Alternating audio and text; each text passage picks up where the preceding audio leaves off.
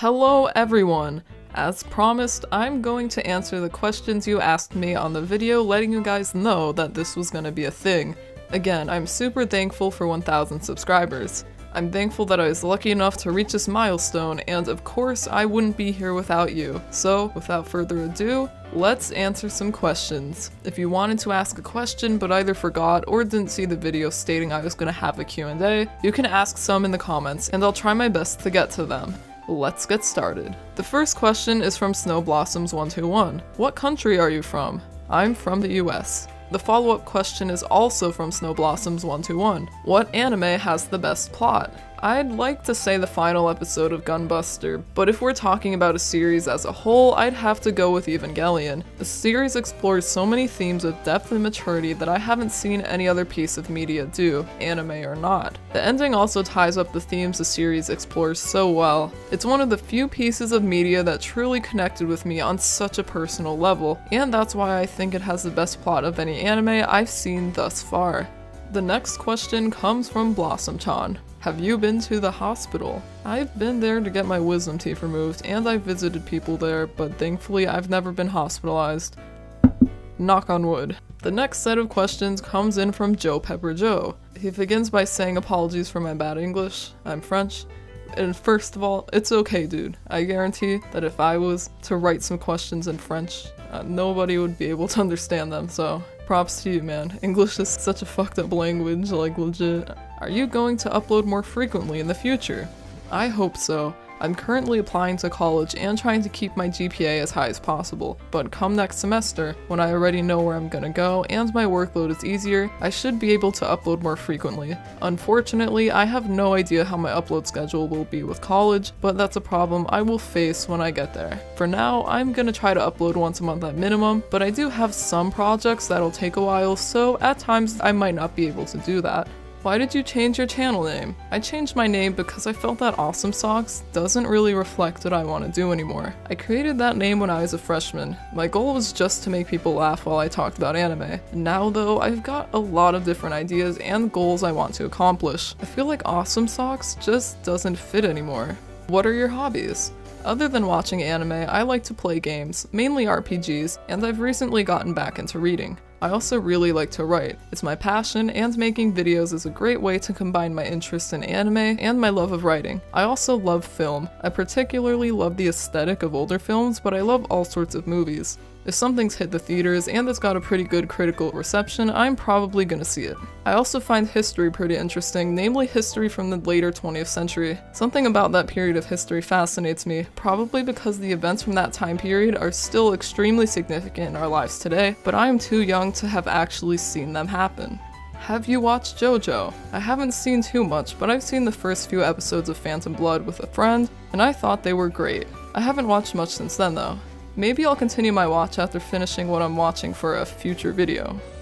Wink wink. How old are you? I'm 17. It feels super weird to be honest, because I used to be one of the youngest people on the internet, but now, especially with the changing landscape of the internet, there are a lot of people who are younger than me, even when you look at other people making videos. Where are you from? I'm from the US, namely the southern region, but that's all I'm gonna say.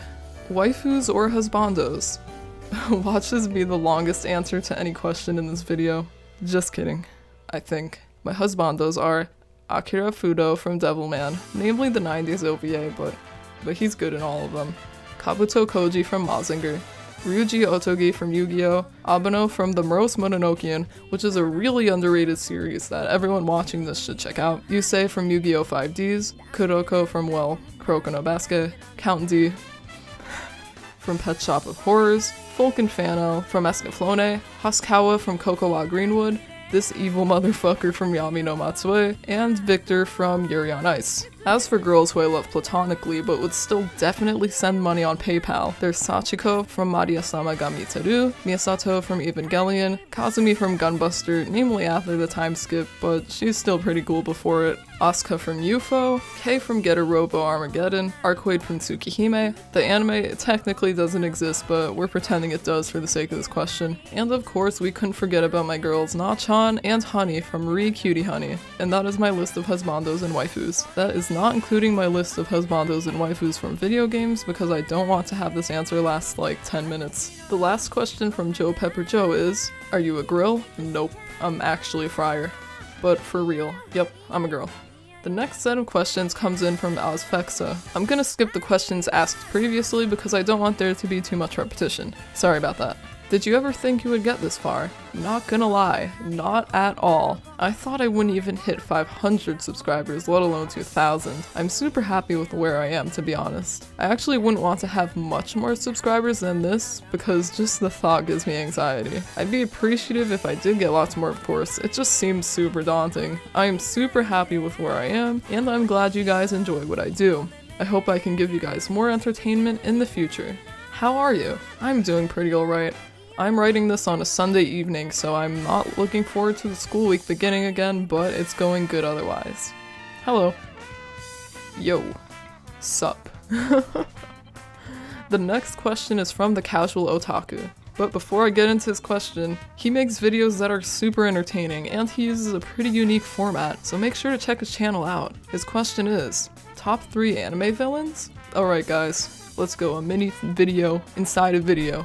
Number 3 is Akashi from Kuroko no Basuke. Akashi is on here because of how over the top he is. This motherfucker literally tries to stab Kagami with scissors. He's also manipulative, controlling his entire team and punishing them if they don't perform as well as they should. The thing is though, this is all because of basketball. It's crazy, and he as a character really drives the tone of Kuroko no Basuke home. Kuroko no Basuke is a shonen take on a real sport, and having Akashi as the main villain makes it that much more so. It's crazy and fun, and as a result of its craziness, its villain has to be much more crazy.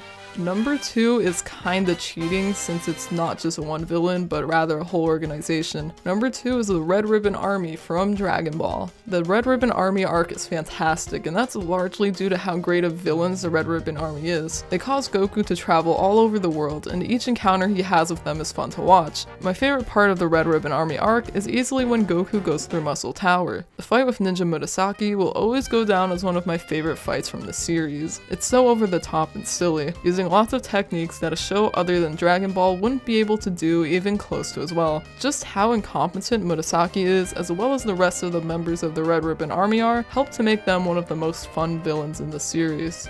Finally, at number 1 is Mark Ishtar from Yu-Gi-Oh! He's in this spot because of how fucked up he is, namely his alternate personality. Just when you think he's done his worst, you are wrong because he outdoes himself each time. His motivations are also kinda understandable. He's sick and tired of his life revolving around this one guy who died thousands of years ago. So, when that guy is finally revived as Yami Yugi, instead of Mark helping him out by showing him the tattoos on his back like he's supposed to in order to help the pharaoh restore his memories, Mark decides to kill him as revenge for how his father essentially tortured him just so he could be prepared for Yami's return. He's sympathetic in some respects, but Mark's also awful, especially when his Yami form emerges, making him my favorite villain thus far. The last set of questions for this video comes in from 404 Life Not Found. And I just gotta say, me too.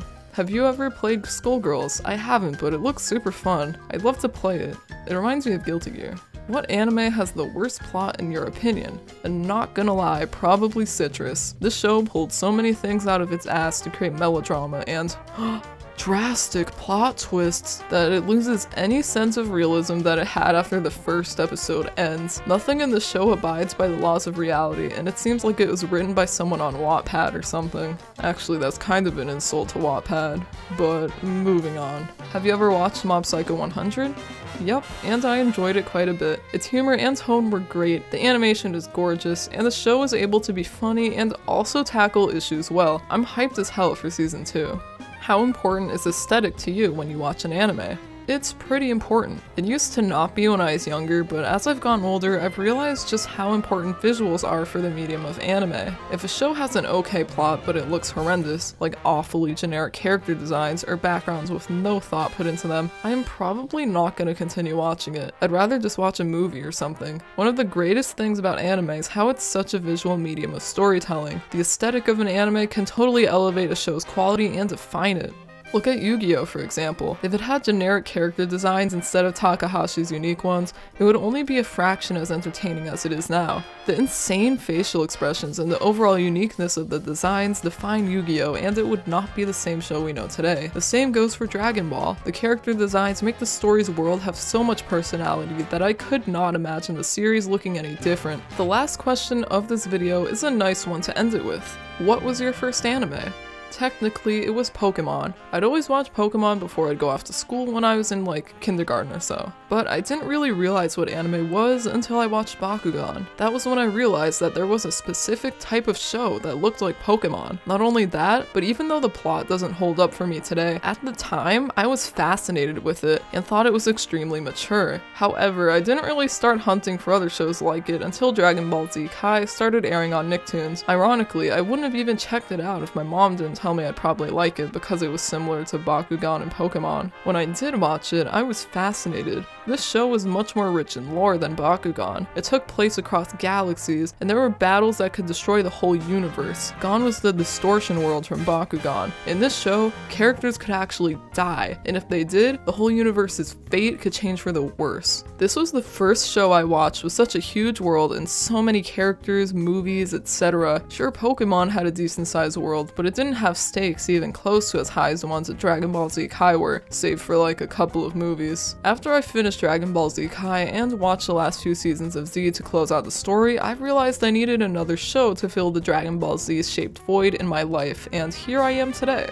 Now, I make videos all about shows similar to the one that ruled my imagination almost a decade ago, and I couldn't be happier. Thank you all for following me on this journey, and regardless of if you've been here for 3 years or 3 days, I appreciate your viewership. Thank you for giving my passion projects an audience, and here's to more years of stupid jokes and videos where I take anime way too seriously. Kiram, aka Awesome Socks, out.